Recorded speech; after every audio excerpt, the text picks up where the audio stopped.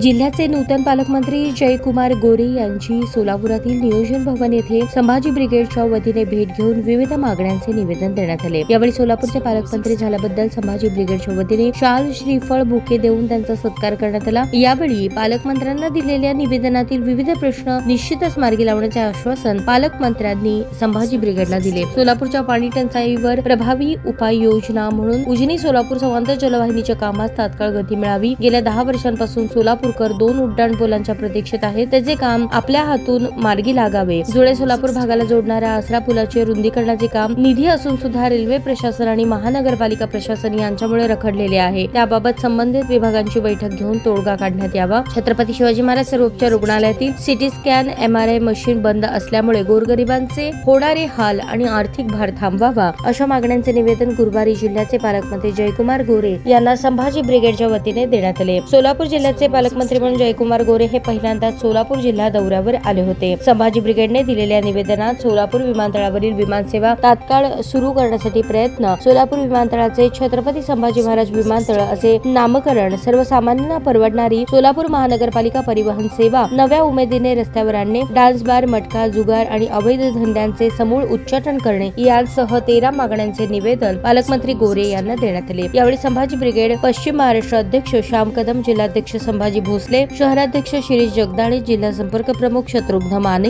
दक्षिण सोलापूर तालुका अध्यक्ष शेखर चौगुले, शहर उपाध्यक्ष फिरोज सय्यद आदी उपस्थित होते। ताज्या बातम्या पाहण्यासाठी प्राईम महाराष्ट्र न्यूज चॅनलला सबस्क्राईब करा।